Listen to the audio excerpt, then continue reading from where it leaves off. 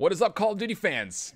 If you're here and you did not catch up on the action from what happened on Friday of pool play from Fort Worth, well, I got a lot to talk about with you, and we're going to dig into it because I'm going to try to reveal as much as I possibly can about these teams, give you kind of ideas of what I like and what I don't like so far for the squads. So we'll take a look just back at what the pools were as we started. In Pool A, we would be seeing Gen G, Heretics, UYU, and Denial, and a lot of the expectations here were that Gen G and Heretics would be the two teams to survive. Again, if you're not familiar on the format, one day of pool play, everyone plays each other once, and then you go into a championship bracket. If you're in the top two, you start in the winner's bracket. If you're in the bottom two, you fight for your life in the loser's bracket off the rip. So that's not what you want to see. Gen G and Heretics, though, were the two that a lot of people expected to get out of that pool. Maybe some considerations for UYU. In Pool B, 100 Thieves, Red Reserve, Enigma 6, and Evil Geniuses. And I think a lot of people were just expecting that one to read as it goes there. 100 Thieves up top likely was going to be the most predictions. Red Reserve, a lot of people had expectations for them to do well. And then we weren't sure what to expect from Enigma 6, having added in Chino instead of Cade.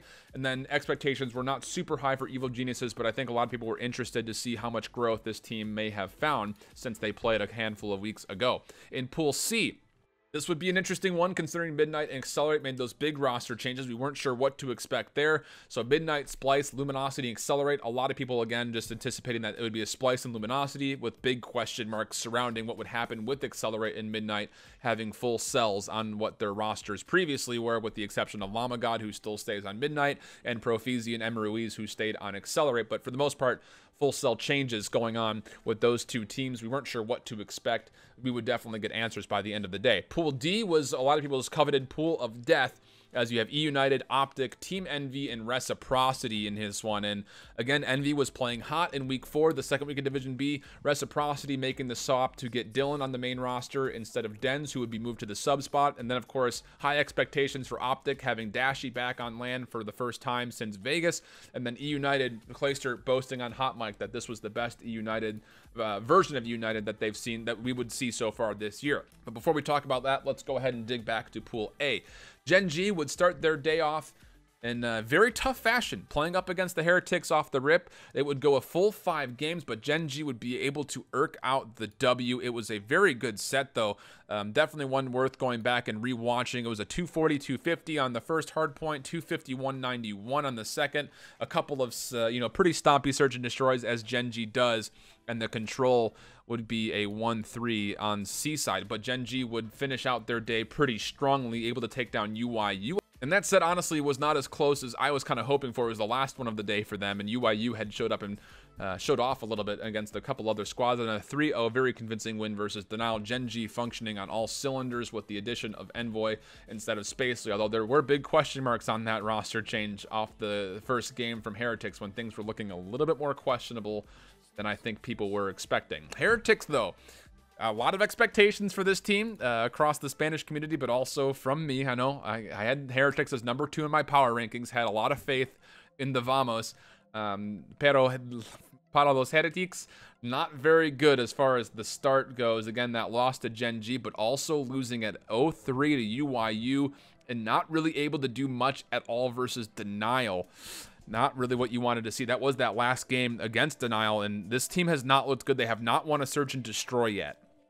That's not characteristic, as they were doing very well in Search and Destroy in their first week of the CWL regular season. Not so well in the second week. In fact, they have lost 7 straight Search and Destroys, and really none of them have been all that close. A couple of 4-6s in there, but most of them are 2-6s or with a 1-6 also thrown in the mix. So Heretics desperately need to figure themselves out when it comes to Search and Destroy.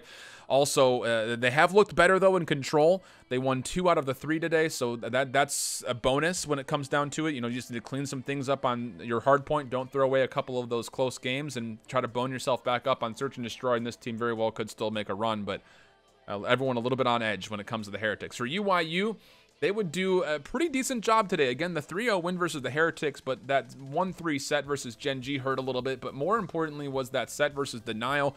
We were talking about how previous to the pool starting that this probably could be the one game that would set these two teams kind of apart from one another, and it would go 5, and it would just be a little bit short was UYU going up against Denial. That was the first set of the day for them. A pretty solid set, too, across the board. It was a 177 and 173 loss to 250, obviously, plays on the hard point. And the Search and Destroy was close on one and not so much on the other, but I think Denial really kind of showed off, and that's the last team we'll reveal, as obviously we know the kind of scores as you do the math ahead of you. Besides the 0-3 loss to Gen G, this Denial team looked really solid from start to finish. The UIU was a little sloppy. That whole set kind of felt like, you know, like almost like amateurs playing for a pro league spot more than it was two solid pro league teams, but they are able to clean some things up. This Denial team could make a little bit of a push.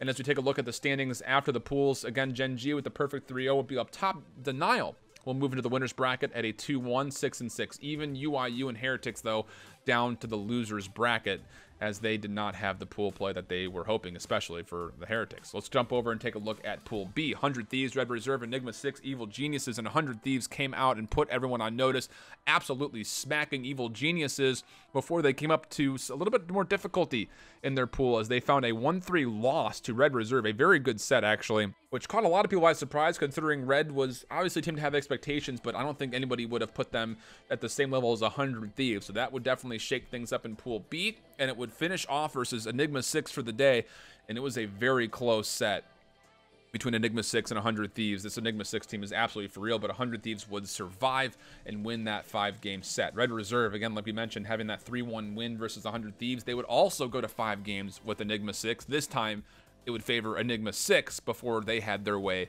with Evil Geniuses. And if you're a Red Reserve fan, you have to, again, just kind of be raising an eyebrow. This team during pool play has been a little bit all over the place. That first 5-game set against Enigma 6 was their first set of the pool play.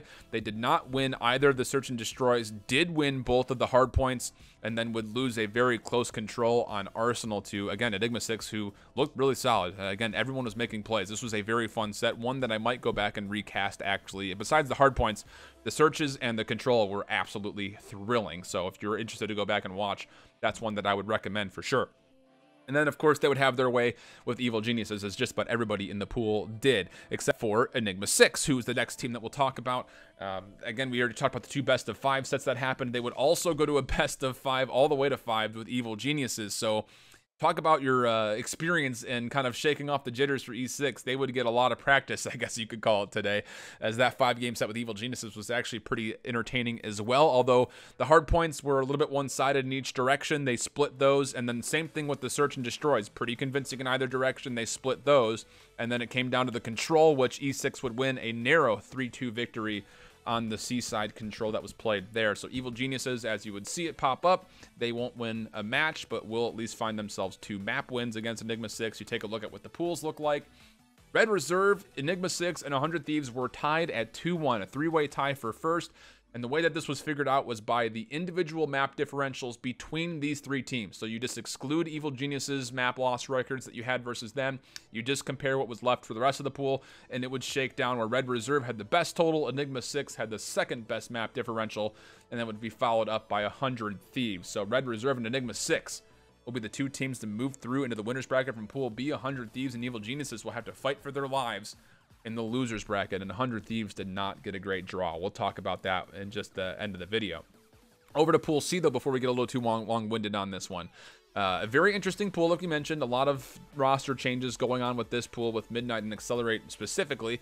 Midnight would not have the greatest of days, although they would start off against Splice, their first game out, and they would take them to 5. And on top of that, it's important to note that with the timing of the schedule, Luminosity and Accelerate were playing at the same time and also went to game 5. So there was a lot of potential where if Midnight and Accelerate were to beat Splice and Luminosity, that could shake this pool completely up.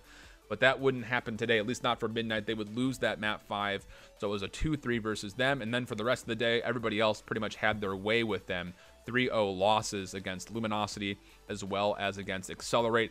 Although some of those maps were kind of close. The hard points were more close than the others. And I think for the most part, it just comes down to who's the IGL for this team. Who can get this team going? Because at the moment, it just kind of looks like a Money 10s group put together and trying to compete through the bracket as best as they possibly can, which is just not super high at the moment. We'll talk about Splice, though. Again, they started their day off with that narrow 3-2 escape versus Midnight. Would then be able to go against the other new team and Accelerate before they finished off their day versus Luminosity.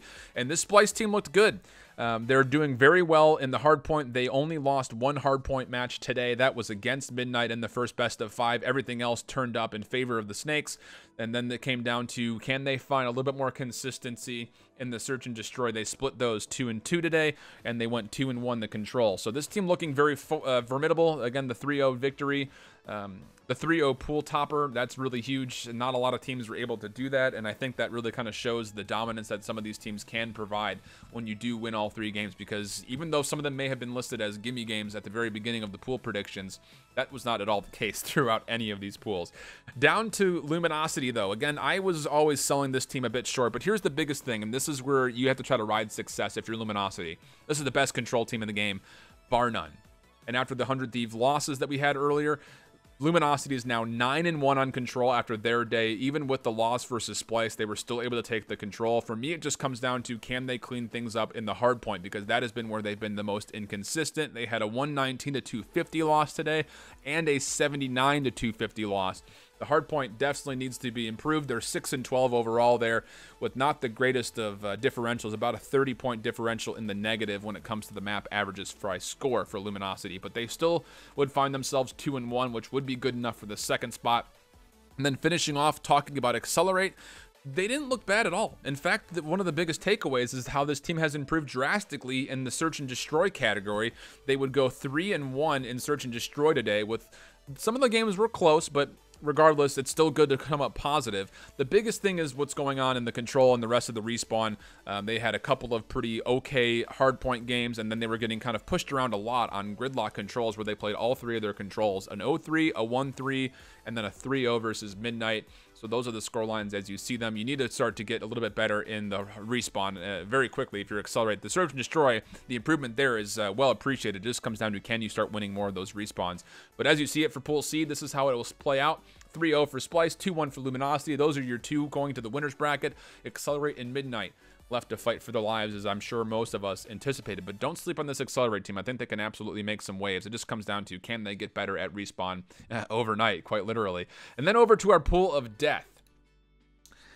And again, like we mentioned with eUnited, Clay was saying that this was the best version of eUnited that you guys have seen since Vegas, even before Vegas. They were feeling really good about the scrims coming in.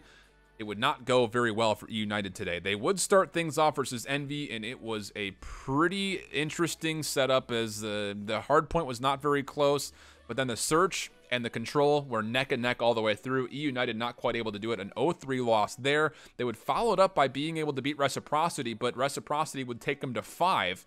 This was after a very bad loss again on control to Reciprocity. It was an 0-3 loss on one of their favorite maps in Gridlock, one of their better maps. But they would be able to at least eke out the win in Game 5. But as you see it, OpTic Gaming would have their way with them as well.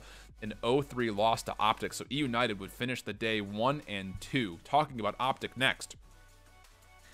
And again, we haven't seen OpTic since Vegas, and Dashy, well, he absolutely showed up. But Scump and TJ were struggling just a little bit here. They would start their day versus Reciprocity, where they would actually take them to Game 5. Reciprocity would, and then would also be able to beat OpTic in that Game 5. A very interesting start, as the 2 hard points were good hard points, a 244-250 loss. They were able to find the other win, 250-190, but the Search and Destroy was a little bit all over the place. There was one moment where Crimsic flew off the map on frequency. That was a game that went to round 11. So you talk about OpTic Gaming and your potential. They went down 0-2 right off the rip, and you need to find a way to not let that happen if you're OpTic. But they were able to try to piece things back together, but not quite able to do things in round 5, map 5 on Arsenal. And then for the last of it, it was eUnited. They would be able to handle them, no problem, 3-0, with the exception of the Search, which again was a little bit too close for comfort, a 6-5 win there, very narrow margin. But OpTic, a little bit of trouble here. I wouldn't lose faith yet, OpTic fans. I think they can make a loser's bracket run for sure. They would go 1-2. For Team Envy, again, a lot of question marks as far as if this team would come out and actually play consistently. They absolutely would. They started their day off with that 3-0 win versus eUnited. They're able to squeak out the win versus OpTic 3-1, but it would then be Reciprocity and Envy at the end, and Envy was getting bashed by Reciprocity, would start to make a comeback. They would go to map 5, and if you're familiar with Envy and map 5s, they do not go very well for them. They do not win map 5s ever. So far in the CWL, they have not won a map 5. This one in particular would go to round 11, and Reciprocity would narrow it out. So Envy, they will still be 2-1, but it's not without a little bit of concern when it comes to finishing sets and maybe even just starting them off well, as it was an 85 to 250 start on the first hard point. And we talk about this Reciprocity team. They saw game 5s all day long today. Dylan, the addition in for Dens, was felt off the bat. He played insane today. Tommy as well, playing very consistently all the way through. Again, able to take all 3 of these teams to map 5. And not only that, you take a look back at what the pools look like. So as you see it, Reciprocity and Envy sitting at 2-1. Reciprocity with a tiebreaker over Envy. They'll be going to the winners bracket, and OpTic Gaming and eUnited will be going to the losers bracket, which is where we take our conversation next. We'll actually start things off as far as what the winners bracket looks like for matchups. We've got ourselves a very interesting dynamic, and I think a lot of names are missing from what you would expect. Gen G and Luminosity Gaming, Reciprocity, Enigma 6, Splice and Denial, Red Reserve, and Envy. And I'll throw just some quick predictions down for you guys. This Gen G Luminosity game should be very interesting, and I think it just comes down to what maps are played. And again, my biggest thing with Luminosity is they do hold the edge in the control, but can they find wins in the search and destroy? I personally can see them splitting the hard points depending what maps are played. It just comes down to, can they find a win in the search and destroy? Personally, I have this one going 3-2 for Gen G. Biggest key for this game for me is if Luminosity can continue to be good in the control. Gen G's not super great there. The only thing comes down to, can Luminosity do well in the hard point? They have not been great there. Gen G's been okay, but the bigger thing is Gen G has been incredible in the search and destroy. So for me, Luminosity, they need to win the respawns, at least win one of the hard points and one of the searches, but more importantly, I think you need to try to find a way to win both hard points, and that's going to be kind of tough. That's why I have it in favor of Gen G. They're just the better hard point team, and obviously the better search and destroy team, and it just comes down to where they play the control, honestly. But Luminosity, that's been their biggest strong point so far. You need to find a way to get better in other areas, though, if you're Luminosity. For Reciprocity and Enigma 6, this is going to be another close one, and Reciprocity technically is coming in as the favorite as far as the bets that I've seen so far, but I honestly have Enigma 6 in this one, which might go against my normal dark horse prediction. Reciprocity, again, game 5 Warriors, Enigma 6, game 5 Warriors. I see this one going 5 as well, but I have it turning up in favor of Enigma 6 based on just how the maps have gone so far in this tournament. Enigma 6 has looked really strong, and I think that we'll see this one go to 5. I see them splitting the searches and the hard points, but I think that Enigma 6 is the better control team, which is going to be the biggest key when it comes to tilting this in favor of them. I've got this one going 3-2 for Enigma 6. Splice and Denial. And you would think that this one would be very convincing for Splice. However, Denial has been very good on maps that Splice has not been super great at. And meanwhile, the maps that Splice have been very good at when it comes to search and hardpoint, Denial has been actually pretty well at so far this tournament. So I actually have Denial giving a fight to Splice, but the biggest problem comes down to just the consistency in an individual set for Denial. They have not really played anything super consistently. You know, you look back to that Gen G game when they play up against a team of this sort of caliber, it was the 80 to 250 loss, the 1-6 loss on search, and an 0-3 loss on control. They definitely can be crippled in certain elements, and that's the biggest thing, is their control has not looked good. They're 0-3 twice so far and a 1-3 in there. I've got Splice winning the control and being able to at least split the hard points and searches, so I will have Splice taking this one at a 3-2, but there's definitely upset potential here based on the maps that will likely be coming out, as Denial has looked pretty solid. Just comes down to, can they fix their control overnight? Red Reserve and Envy to finish off the day. And again, Red Reserve will be coming in as the underdog technically by the betting lines so far, but I think that with the maps that could potentially be played and the fact that Envy's not good at map 5s, I actually have Red Reserve being the upset potential here as far as how things are going in the betting lines. A 3-2 score is my prediction. For me, it just comes down to the fact that Envy can't close out game 5s. You'd think that would change eventually, but I think it's going to take a roster change of some sort before that happens. It's just the lack of composure from Envy in those game 5s is so crippling to watch, and I have Red Reserve taking this one based on the maps that will likely be played. Again, down to the losers bracket. We'll take a look, and again, all these matches will be played on stream, and these are a little bit more one-sided, I have a feeling. Accelerate and Heretics. Again, Heretics did not look good, and there is something to be said for this Accelerate team, but I just don't think that Heretics are going to be that bad at search throughout the rest of the weekend. I think they're going to be able to clean things up, and Accelerate just have not looked super great when it comes to what they've been able to do on the hardpoint specifically. Again, only having 1-2 maps, and the other 3 that they've played on hardpoint were pretty convincingly against them. So I have Heretics winning this one at a 3-1 scoreline. Again, it's a very favorable bet. for Heretics so far, at least that I've seen. 100 Thieves and eUnited. 100 Thieves and eUnited. Losers bracket round 1. These are two teams that I think just about everybody had in their top 5 at least. Well, I say, well, top 6 at least, if not the top 4. One of these teams will be finishing in top 16 only. And honestly, if you're eUnited, you have to be a little bit worried because 100 Thieves have been playing with a lot of fire and eUnited's been struggling lately. The map pools, as far as how they've gone so far, also does not favor eUnited. I've got this one going 100 Thieves way, 3-1 the score there. And then we'll finish off with the bottom side of the bracket, UIU and Midnight. I'm sorry, Midnight. It's just a put-together team for me. I've got UIU taking this one pretty easily, a 3-1 score line there. And then OpTic and EG, again, kind of same storyline here. Should be a pretty easy one for OpTic. Again, even though they did finish 1 and 2, they're 6-6 in maps. They had a couple of moments where they kind of threw away games. I don't see them making those mistakes again. Don't worry, Greenwell fans. I've got a 3-0 here for OpTic going into Evil Geniuses. That's going to be your recap and small predictions for you guys. A very long-winded video. I apologize. Hope you guys enjoyed it. I'll catch you guys for the day 2 recap at the end. And of course, if you like the video, make sure you subscribe to get notifications. Ring the bell on when my videos do pop up. And until next time, hope you keep holding it down. Later, bye-bye.